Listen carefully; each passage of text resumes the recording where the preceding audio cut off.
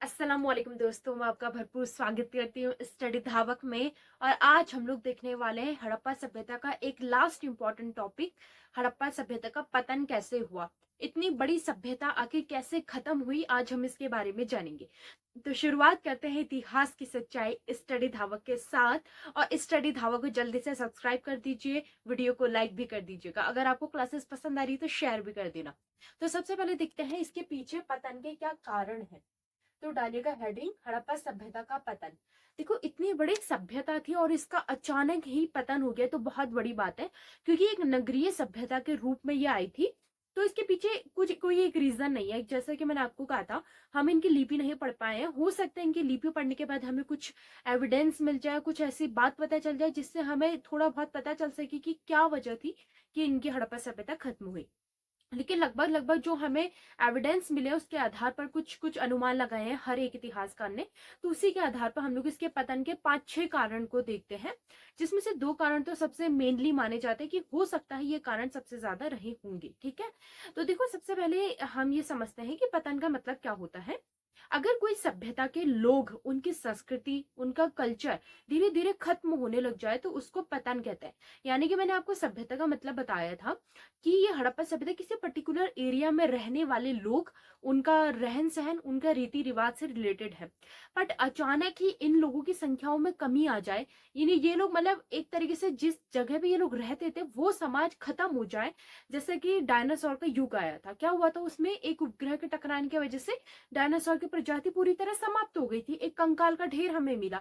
उसी तरीके से जब यहाँ पर भी मानव सभ्यता खत्म हो गई थी, कुछ लोग बिखर गए थे, वो जिस जगह रहते थे वहां नहीं थे, जो इनके नगर थे वो सब पूरी तरह से खत्म हो गए थे, व्यापार प्रणाली, हर तरीके की जो व्यवस्था थी पूरी तहस नहस हो चुकी थी। तो इसे हम इसके पतन के रूप में जानते हैं। ठीक है, माना जाता है इसका पतन 1900 ईस्वी पूर्व के आसपास में हुआ था। 1900 ईस्वी पूर्व में जो ये नगरीय प्रणाली थी इसका पतन हो गया था। बट ये पूर्णतः पतन नहीं हुआ था। बहुत से ऐसे लोग हैं जो इस सभ्यता के थे और वो इधर उधर जाकर बिखर गए थे। मतलब अब जहां वो लोग एक साथ रहते थे, एक ही कल्चर को फॉलो करते थे, अब वो इधर उधर छितर गए थे, मतलब एक तरफ बिखर गए थे।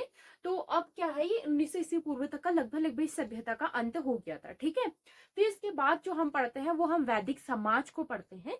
बट मेनली हमें सबसे पहले तो ये जानना है कि आखिर ये पतन के इसके पीछे रीजंस क्या थे। तो सबसे पहला रीजन है वो है आग। तो आप ऐसा कीजिए, रीजन डालिएगा, पतन, पतन के कारण, एक तरफ आग, और ये किस इतिहासकारों ने इसे माना है, हम बस उनके नाम देखेंगे। तो आग, बहुत से लोग कहते हैं कि हो सकता है कि इस इलाके में बहुत बड़े लेवल में आग हो गई थी, आगजनी की घटना हो गई थी, जिसके वजह से जो है ये समाज तहस नहस हो गया था। तो इसको मानने वाले कुछ इतिहासकार हैं। उन इतिहासकार का नाम है डीडी कौशाम्बी। डीडी कौशाम्बी मानते हैं कि इस सभ्यता का अंत आग से हुआ था। पर हम इसे नहीं मान सकते हैं पूरी तरीके से, क्योंकि इतने बड़े लेवल में फैली हुई सभ्यता सिर्फ एक आग की वजह से, क्योंकि देखो, अगर आग लगती भी है तो किसी पर्टिकुलर एरिया में लगेगी, किसी एक शहर में लग सकती है, ज्यादा से ज्यादा 3-4 गांवों को मिला के एक आग लग सकती है अगर बहुत बड़ी लेवल। बट इतने बड़े इलाके में, जो कि आप समझे 3 देशों में फैली हुई सभ्यता, तो इतने बड़े इलाकों में आग लग जाना और इतना बड़ी सभ्यता का अंत हो जाना, ऐसा नहीं लगता है कि आग से हुआ होगा। बट इसको भी एक रीजन माना गया। तो आपको ये देखना होगा कि कौन से रीजन माने गए और किस इतिहासकार ने माने। ठीक, नेक्स्ट है बाढ़। बाढ़ को भी बहुत ज्यादा ऑथेंटिक माना जाता है कि हो सकता है कि बाढ़ से पक्का हुआ होगा, क्योंकि इस टाइम पे देखो, इनकी मेन रिवर कौन सी थी, इनकी मेन मेन जो रिवर थी वो थी सिंधु। सिंधु घाटी थी, और ये सिंधु घाटी जो है राजस्थान वाले इलाकों पे को भी पानी प्रोवाइड करती थी। माना जाता है कि जैसे जलवायु परिवर्तन होता है उसी अनुसार यहाँ परिवर्तन हुआ होगा, या फिर टेक्टोनिक क्रिया होगी। टेक्टोनिक क्रियाएं क्या होती है, मैं आपको ज्योग्राफी में पढ़ा चुकी हूँ, प्लेट्स का टकराना। तो हो सकता है उसकी वजह से ये जो है सिंधु नदी, इसने अपना रास्ता बदल लिया हो। और आज आपको पता है कि सिंधु नदी राजस्थान वाले इलाके में नहीं होती है। आज जो ये सिंधु नदी कहाँ बहती है, आपके जम्मू कश्मीर वाले इलाके में, इसकी ट्रिब्यूटरीज इससे मिलती है और ये पंजाब जाकर सीधे अरब सागर में गिर जाती है। लेकिन उस टाइम पे माना जाता है ये आगरा, सॉरी, उस टाइम पे माना जाता है कि राजस्थान या और अन्य इलाकों को भी पानी प्रोवाइड करती थी। तो हो सकता है इसका रास्ता बदल देने की वजह से बाढ़ आ गई हो एकदम से। तो बाढ़ को भी एक रीजन माना जाता है कि बहुत बड़े लेवल में बाढ़ आई थी। बाढ़ आने की वजह से लोगों के घर खत्म हो गए थे, सब कुछ तहस नहस हो गया था, बहुत से लोगों की डेथ हो चुकी थी। तो दैट्स वाई बाढ़ को भी एक रीजन माना जाता है। बाढ़ को एक रीजन मानने वाले इतिहासकारों के नाम क्या है, पहला है मार्शल मोहनजोदड़ो के लिए मानते हैं कि मोहनजोदड़ो में मोहनजोदड़ो के अंत के रीजन बाढ़ थी। उसी तरीके से मैके मानते हैं चनहूदड़ों के लिए, मैके का मानना है कि चनहूदड़ों में भी बाढ़ आई थी, दैट्स वाई ये भी सभ्यता समाप्त हुई। और एस आर राव मानते हैं कि एस आर राव ने लोथल के लिए माना कि लोथल में बाढ़ आई, इस वजह से यहाँ पर कुछ सभ्यता का अंत हुआ था। तो आग कौन मानते हैं? डीडी कौशाम्बी। बाढ़ मानते हैं मार्शल। मोहनजोदड़ो में आई थी। मैके कहते हैं चनहूदड़ो में। और एस आर राव कहते हैं कि लोथल। मतलब इन तीन शहरों में बाढ़ आने की वजह से सभ्यता का अंत हुआ। क्योंकि मोहनजोदड़ो चनहूदड़ो बहुत बड़े शहर थे, तो जब मेन सभ्यता का मेन बिंदु खत्म हो गया तो उसको संभाल के रखने वाले और लोग भी कैसे बचेंगे, और जगह भी इसका बहुत बड़ा प्रभाव पड़ा और धीरे धीरे ये सभ्यता का अंत हो गया। बट अभी भी वही, अभी तक हमने किसी भी रीजन को पूरे तरीके से 100% श्योर नहीं हुए हैं, क्योंकि अभी तक हमें पूरा पता नहीं चला। जिस दिन पता चलेगा उस दिन सारी क्लियरिटी हो जाएगी। ठीक है।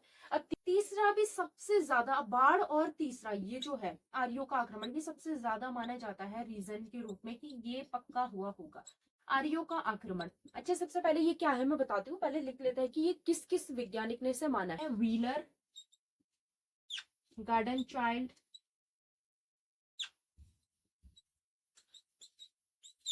के नाम ज्यादा याद रखने की जरूरत नहीं है, हल्का फुल्का बस देख लेना है कि कौन कौन इतिहासकार इसमें इन्वॉल्व थे, मतलब बताने वाले। तो ज्यादा ऐसे कुछ याद रखने की जरूरत नहीं है। देखो, आर्यों का आक्रमण क्यों रीजन माना जाता है, आर्य कौन थे ये इसके बाद हम लोग पढ़ेंगे। जो ये वैदिक समाज की शुरुआत हुई थी, ऋग्वैदिक काल, उत्तर वैदिक काल, उसमें जो सबसे प्रमुख है वो नाम आता है आर्य। आजकल भी आप लोग बहुत सी जगह नाम सुनते होंगे कि आर्य भारी लोग थे। और जो वर्तमान में भारत में जाति का जो जाति व्यवस्था आई है वो यहीं से आई है। जो वर्ण व्यवस्था, जाति में डिवीजन हुआ है, वो सब यहीं से आया है। और जो भारत में भी एससी जाति रहती है, शेड्यूल कास्ट, वो भारत के लोग थे। और जो ये ब्राह्मण जाति है ये आर्य थे, जो बाहरी लोग थे। तो ये आर्य कौन है? ये आर्य जो है मध्य एशिया में रहने वाली एक जनजाति थी। मध्य एशिया जानते हैं कौन सा? उज्बेकिस्तान, ईरान वाला जो इलाका आता है, इस इलाके में एक जनजाति रहती थी आर्यों की। अब हुआ ये कि कुछ टाइम बाद ये आर्य लोगों ने अपनी जगह से मूव करना शुरू करा, मतलब ये अपनी जगह से बाहर निकले और इधर उधर जाकर रहने लगे। तो इसी तरह ये भारत में भी आए थे। और जब ये भारत में आए तो भारत में इनके आने का जो टाइम पीरियड होता है वो ही सिंधु सभ्यता के खत्म होने का टाइम पीरियड भी है। लगभग आर्यों का आने का जो टाइम पीरियड है वो 1600-1500 ईस्वी के आसपास में है, जहां पर कोई ये सिंधु सभ्यता भी अंत होती है। मैंने बताया था सिंधु सभ्यता का पूरे तरह से अंत हम 1550 के आसपास को मानते हैं। और यही वो टाइम था जिस टाइम में ये भारत में आए थे। तो माना जाता है कि आर्य जो थे ना, ये लड़ाकू थे। लड़ाकू कहने का मतलब है योद्धा जनजाति थी। ये लोग युद्ध करते थे। जबकि हमने सिंधु सभ्यता में क्या पढ़ा, यहाँ ना कोई राजा के बारे में पढ़ा हमने, ना सैनिक के बारे में पढ़ा, और ना ही बहुत बड़े लेवल में इनके पास हथियार होते थे।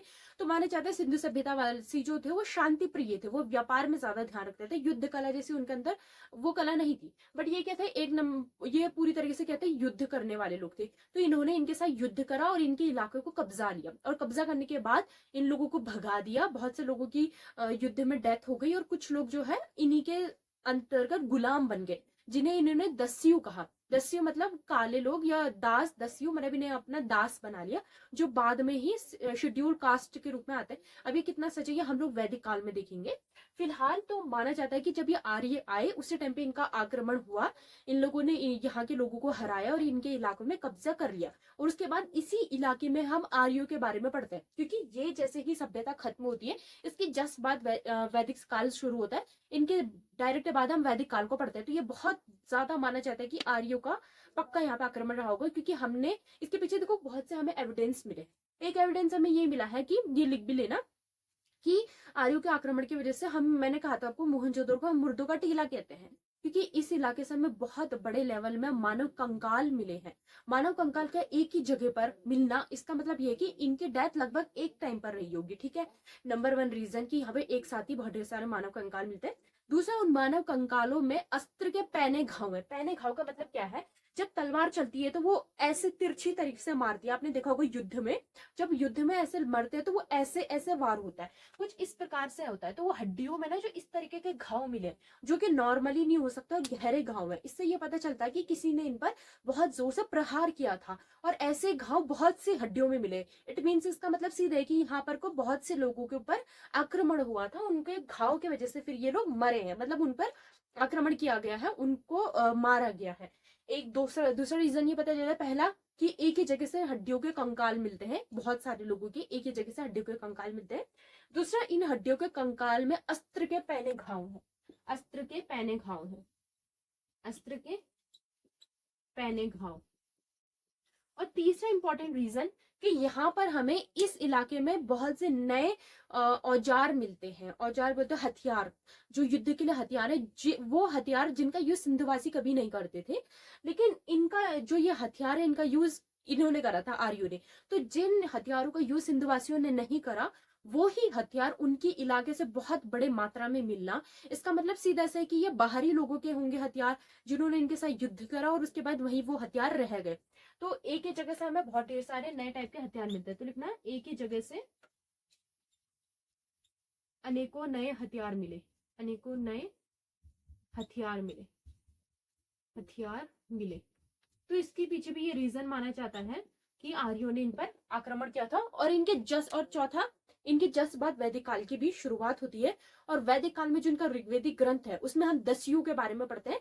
ये बताते हैं कि आर्य लोग, जब हम लोग यहाँ आए थे तो यहाँ पहले से कुछ लोग रहते थे, और जो ये रहते थे इन्होंने, और ये भी है कि इन्होंने युद्ध किया था यहाँ वालों के साथ।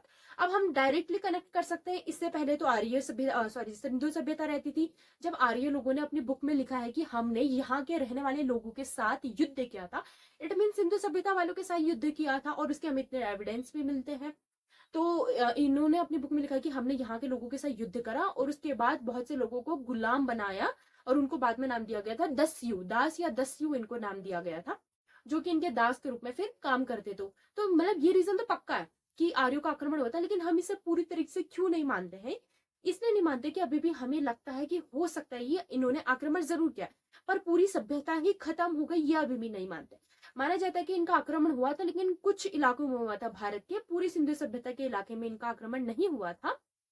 तो ये भी एक रीजन है, लेकिन पूरी तरीके से रीजन नहीं है। ठीक है, तो ये 3 लिख लीजिए, ये स्क्रीनशॉट ले लीजिए, फिर मैं चौथा लिखवाती हूँ।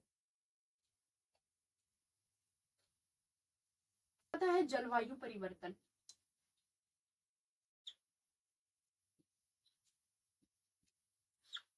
अमलानंद घोष और ऑरल स्टाइन, बस अमलानंद घोष का नाम याद रखना। इसमें मतलब यह है कि जलवायु परिवर्तन की वजह से यहाँ की जो कृषि प्रणाली है उसमें बहुत बुरा प्रभाव पड़ा। हो सकता है कि यहाँ पे जलवायु परिवर्तन की वजह से, जो मैंने अभी आपको बताया, नदी ने अपना मार्ग बदला, जिसकी वजह से बाढ़ आई और कुछ इलाकों में सूखा पड़ गया। और इसके वजह से क्या है, किसान की जो, मैंने आपको बताया था, किसान भी थे, कृषि होती थी, तो कृषि का जो उत्पादन है वो लो हो गया, जिसकी वजह से भुखमरी फैल गई, सूखा पड़ गया, बाढ़ आ गई। तो इन सब कारणों ने मिलकर एक बड़ा रीजन बनाया इन लोगों के इस जगह को छोड़कर चले जाने से, या बहुत से लोगों की इसमें डेथ हो गई थी। ये भी एक रीजन बताया जाता है, अमलानंद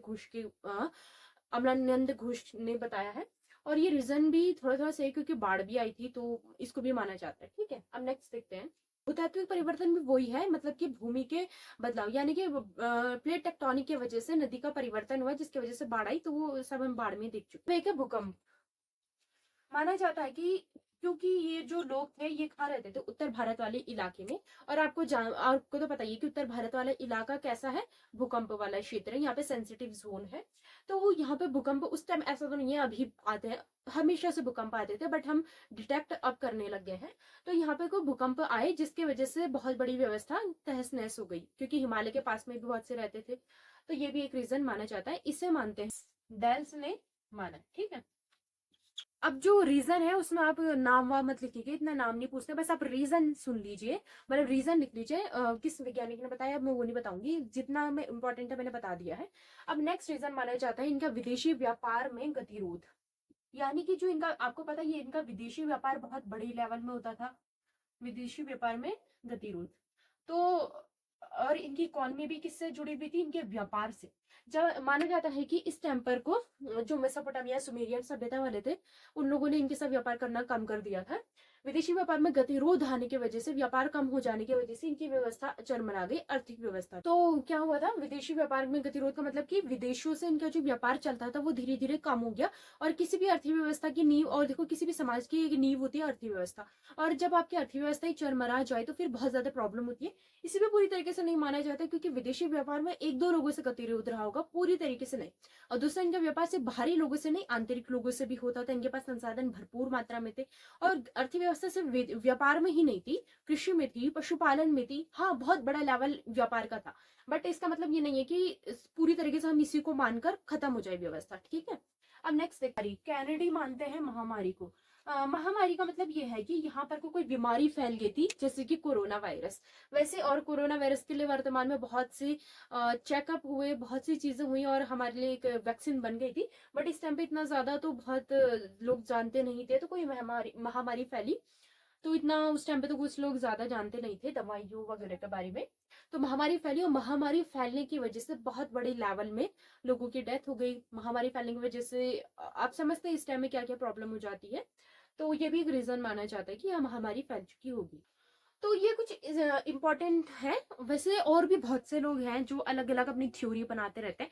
जैसे जैसे खोज होती है, जैसे जैसे कुछ ना कुछ एविडेंस मिलते हैं, सब अपने अपने अनुसार बताते हैं कि यहाँ ये हुआ होगा, ये हुआ होगा।